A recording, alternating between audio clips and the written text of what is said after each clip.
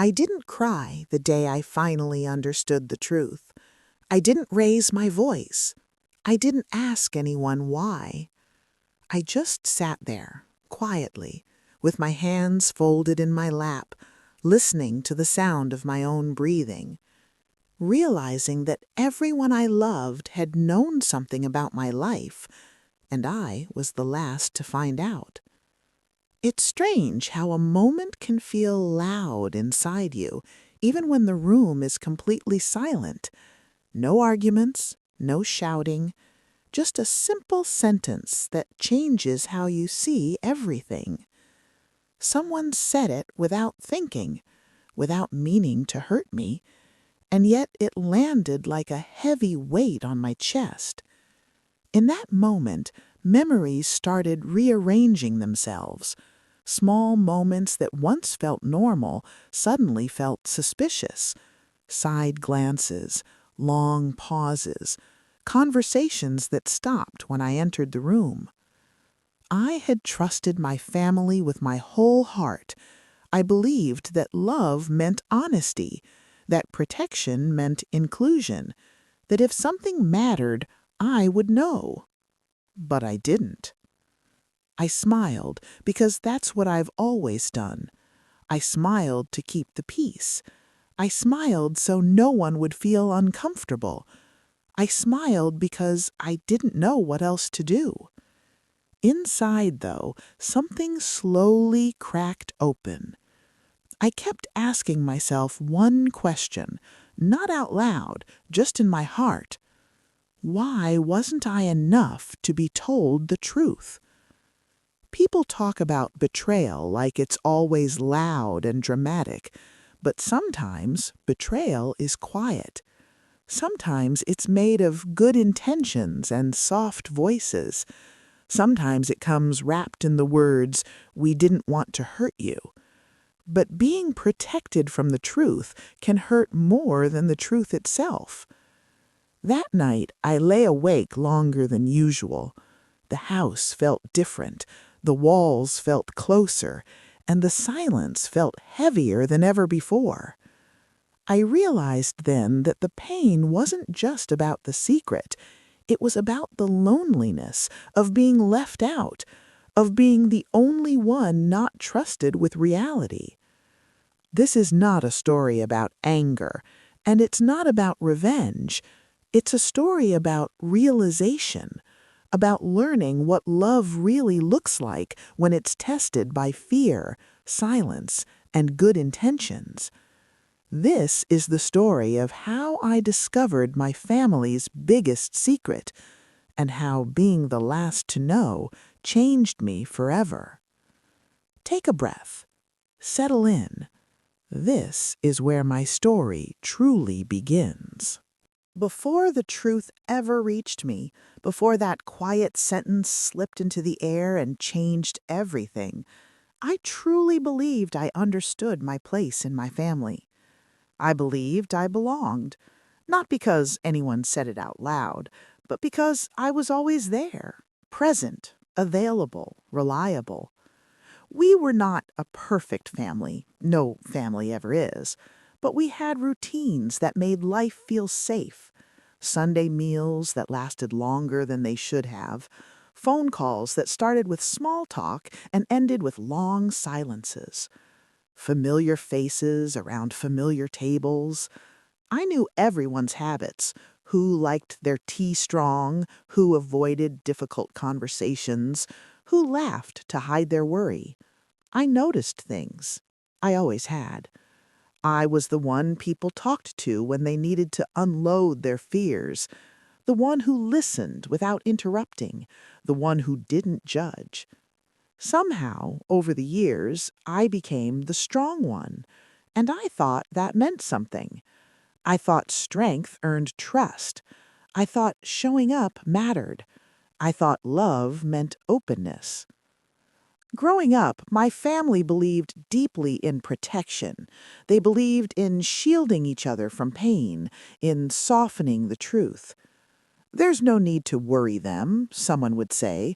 "We'll handle it." Those words sounded caring. They sounded kind. And I believed them. So when adulthood came with its complications, I didn't question much. I assumed that if something truly mattered, if something affected my life, I would be included. Why wouldn't I be? There were moments, though, small ones, that felt strange. A pause that lasted a second too long, a conversation that suddenly changed direction when I entered the room, a look passed between two people that wasn't meant for me. But I ignored those moments. I told myself not to overthink, not to be sensitive, not to imagine problems. I didn't want to be the difficult one, the suspicious one, the one who questioned love. So I stayed quiet. I stayed busy. Work filled my days. Responsibilities filled my evenings. Life moved forward in a steady rhythm. Family gatherings still happened. Laughter still echoed in the room. On the surface, nothing had changed. But underneath that familiar comfort, something else was happening. Decisions were being made without me. Conversations were taking place behind closed doors. Silence was being carefully maintained. They told themselves they were protecting me. They said it would be too much, that I had enough on my plate, that knowing would only hurt me. And maybe, in their minds, that made sense. What they didn't realize was that silence has its own weight, that exclusion leaves marks you don't see right away, that being left out slowly reshapes how you see yourself. At the time, I still trusted completely. I remember thinking how lucky I was, how grateful I should be, how other families had secrets and conflicts, but ours was different. I held on to that belief tightly, because questioning it would have meant facing a painful truth, that love can sometimes choose comfort over honesty, that protection can sometimes mean control, that silence can be a decision. I didn't know yet that my role in the family was not what I thought it was. I thought I was included, but I was being managed, spoken to gently, handled carefully, shielded from reality. I didn't know that everyone else was trusted with the truth, while I was treated like someone who needed to be spared. I didn't know that while I smiled and participated, others were carrying knowledge that belonged to me. And the most painful part, I didn't even know I was missing anything. I lived inside a version of my life that felt complete, but it was missing a piece I wasn't allowed to see. The truth was already there, waiting, growing heavier with every passing day. And when it finally came to light, it wouldn't just explain the silence, it would force me to question where I truly stood and whether love without honesty is really love at all. There is something painful about realizing that the life you are living is not the same life others see. At first, nothing dramatic happened, no arguments, no confrontations, just a feeling, a quiet sense that I was always a step behind, that I was arriving at conversations after they had already ended. I would sit with my family, listening, smiling, nodding, and feel like I was watching a play where everyone else knew the script. Sometimes a sentence would stop halfway through. Someone would clear their throat and change the subject. Someone else would quickly fill the silence with a joke, and I would laugh along. I didn't want to be the one who asked too many questions. I didn't want to be the reason the room became uncomfortable, so I stayed quiet. I told myself I was imagining things, that stress was making me sensitive, that adulthood came with distance and this was normal. But the feeling didn't leave. It followed me home. It sat with me in the quiet moments. It whispered when I tried to sleep. I started noticing patterns, phone calls that ended just before I walked into the room, plans that were already decided by the time I heard about them, updates shared casually as if I already knew. Sometimes I would say, "Oh, I didn't know that," and someone would reply, "Oh, I thought you did." That sentence hurt more than they realized, because it wasn't just once, it kept happening. Slowly, carefully, I began to understand something was wrong, but I still didn't know what. There is a special kind of loneliness that comes from being surrounded by people and still feeling left out. I felt it at family gatherings. I felt it during celebrations. I felt it in moments that were supposed to feel warm. I would go home afterward and replay conversations in my head, wondering what I missed, wondering when I stopped being included. I asked myself difficult questions in the dark. Did I do something wrong? Did I change? Was I no longer trusted? I didn't want to believe that the people who loved me would choose silence over honesty, so I made excuses for them. I told myself they were busy, that life was complicated, that not everything needed to be shared. But deep down, something felt unsettled. One evening, I overheard my name spoken softly from another room, not in anger, not in blame, just carefully. The kind of careful that makes your chest tighten. When I entered the room, the conversation stopped. Everyone looked at me with the same polite expressions. Nothing seemed wrong, but something had shifted. From that moment on, I couldn't ignore it anymore. I started paying closer attention, not in a suspicious way, just in a quiet, observant way. I noticed how people spoke around me, how words were chosen carefully, how certain topics were avoided completely. I felt like a child again, like someone being protected from something too heavy, and that realization hurt more than I expected. Because I wasn't fragile, I wasn't incapable, I was just uninformed. Days passed, weeks passed. The distance between what I felt and what I was told grew wider, and with that distance came doubt. I began questioning my place in the family, my role, my importance. I wondered when I stopped being someone who deserved the truth.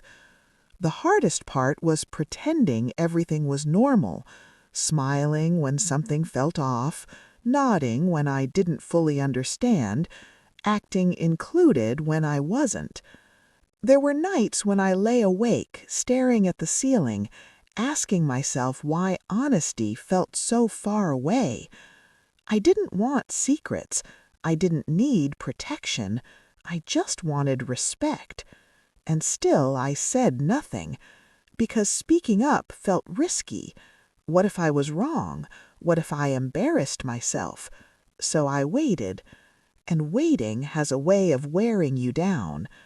The longer I waited, the more alone I felt. I began to feel like a guest in my own family, welcome but not fully trusted, loved but at a distance. And the truth, whatever it was, hung in the air like something unfinished. I could feel it. The secret was no longer just something they were hiding. It was something changing me, changing how I spoke, how I listened, how I saw myself. I was becoming quieter, more careful. I stopped asking questions, because deep down I was afraid of the answer, afraid that once I knew the truth, there would be no way back to the version of family I believed in. And yet, a part of me knew silence was already changing everything. The secret was already doing its damage, and soon, very soon, it would no longer stay hidden. The truth did not come to me in a dramatic moment. There was no shouting, no raised voices, no scene that anyone would remember clearly. It arrived quietly, almost gently, the way truths often do when they have been waiting too long. By the time it reached me, everyone else had already learned how to live with it. I remember the day clearly, not because anything unusual happened, but because everything inside me felt unsettled. It began like any other visit. The same house, the same familiar room, the same chairs placed the same way they had been for years. Someone poured tea, someone asked how work was going, someone laughed at a small joke. On the surface, nothing was different, but I felt it again, that quiet feeling that I didn't fully belong in the moment, that I was present but not included. I sat there listening, nodding, smiling when expected, and then it happened. Someone mentioned something casually, not loudly, not dramatically, just a detail, a name, a date, a reference that didn't fit the version of events I had been living with. The room changed instantly, not in a way most people would notice, but I did. The conversation paused, not stopped, just slowed. Someone took a breath they hadn't meant to take. Someone else reached for their cup a little too quickly, and suddenly no one was looking at me. That moment felt longer than it probably was, but it was long enough for something to click inside me. I realized then that this wasn't new information, not for them. It was only new for me. I felt my chest tighten, my hands rested in my lap, completely still. I asked a simple question. My voice didn't shake. I didn't raise it. I simply said, "What do you mean by that?" No one answered right away. There was a silence that felt carefully managed, not awkward, intentional. Someone cleared their throat, someone else looked down at their hands, and in that moment I understood something painful. They weren't deciding whether to tell me, they were deciding how. That realization hurt more than anything that followed. Finally, someone spoke. They began slowly, choosing their words carefully, like they were walking on thin ice. They said it wasn't meant to be a secret, that it started small, that it just never felt like the right time. They said they didn't want to hurt me, that they thought I had enough to deal with already, that they were protecting me. I listened. I didn't interrupt. I didn't react. Inside, my heart was racing, but my face stayed calm. As they spoke, the pieces came together, not all at once, but steadily. I realized how long this truth had existed, how many conversations had taken place without me, how many decisions had already been made. I learned how carefully they had worked around me, how much effort went into keeping me unaware. And what hurt the most was how normal it all sounded to them. They had learned to live with this truth, to carry it quietly, to adjust their words and actions around it. They had moved on, and I had been standing still, living inside a version of reality that no longer existed. I didn't feel angry. I felt stunned. I felt embarrassed for trusting so completely, for believing honesty was automatic, for assuming that love meant inclusion. When they finished explaining, the room felt heavy. I asked one question, the question that had been forming inside me for a long time. Why didn't anyone tell me? The answers came quickly, almost rehearsed. "You're sensitive. We didn't want to upset you. We thought it would be too much for you." They spoke gently, with concern, but none of those answers erased the truth. They had made a decision for me. They had decided what I could handle, what I deserved to know, what parts of reality I was allowed to see. And in that moment, something shifted inside me. Because this wasn't just about a secret anymore. It was about respect. about being trusted as an adult, about being seen as capable, about being treated as an equal. I realized then that being protected had come at the cost of my voice. I sat there quietly while the conversation slowly moved on. Someone refilled the tea, someone made another small comment.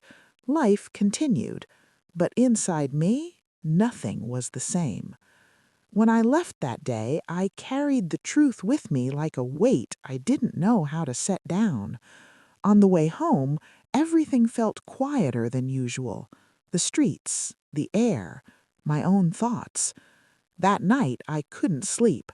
I replayed every moment I had felt something was off, every pause, every look, every time I had said, "Oh, I didn't know that."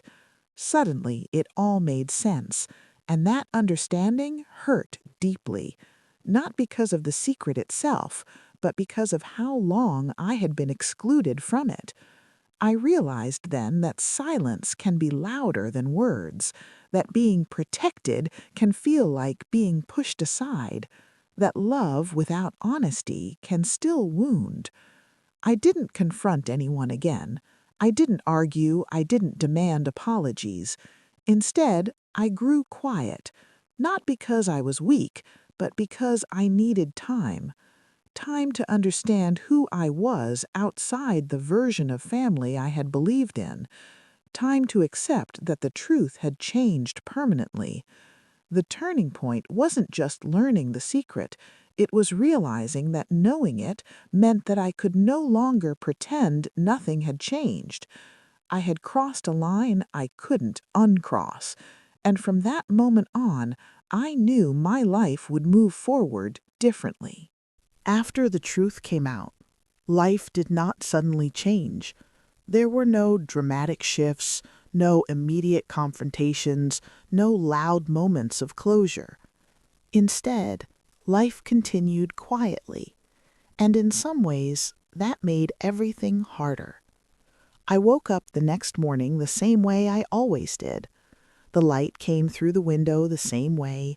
The house sounded the same. But I was not the same.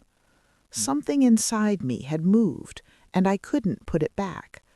I went through my days on quiet autopilot. I answered messages, I went to work, I smiled when expected. But inside, I was sorting through something heavy.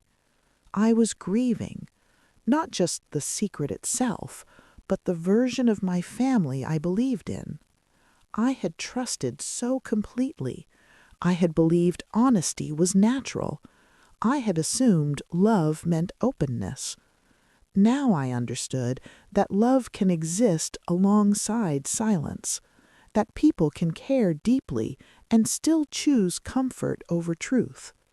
That realization didn't make anyone a villain, but it did change how I saw everything.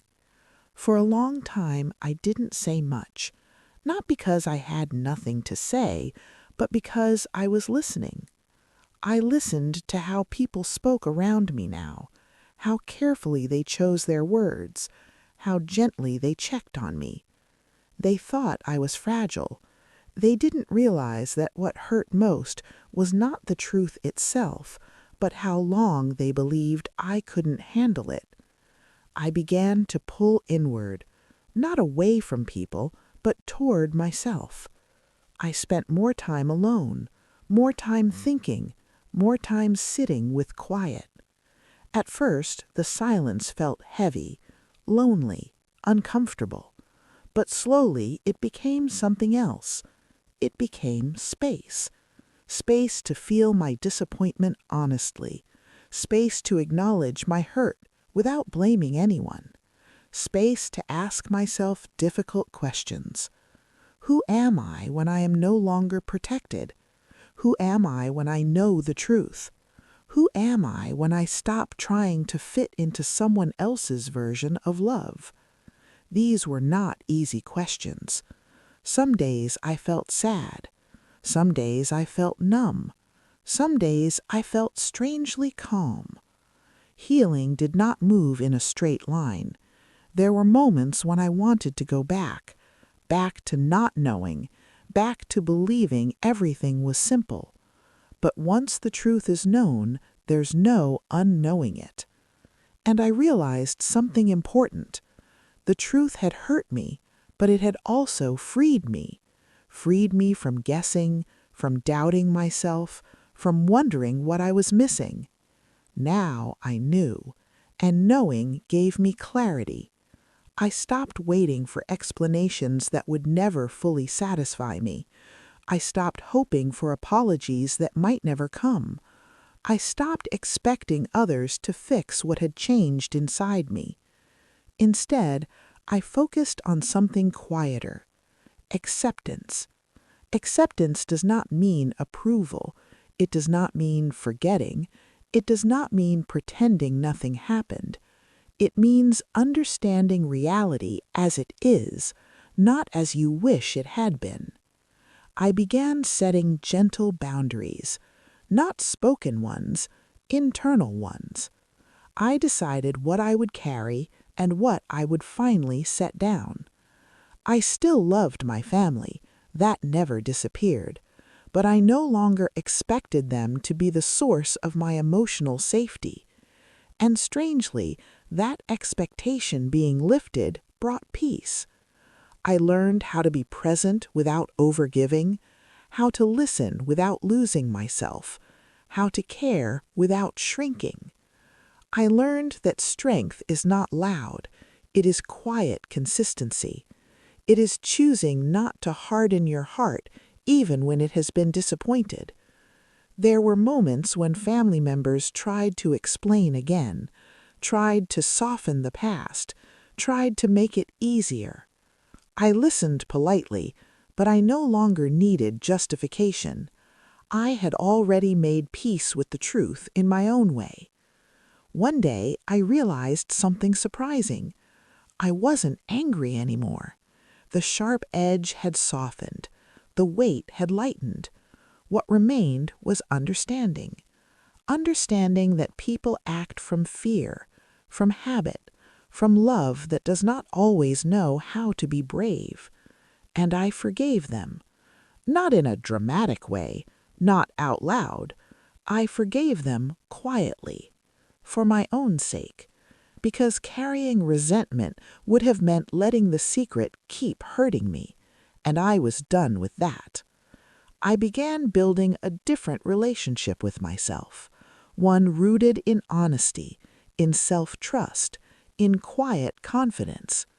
I stopped questioning my sensitivity, stopped apologizing for needing clarity, stopped believing that being strong meant staying silent. I learned that being strong also means allowing yourself to feel. As time passed, the secret lost its power over me. It became something that happened, not something that defined me. And in that space, I found something unexpected: peace, a steady, grounded peace.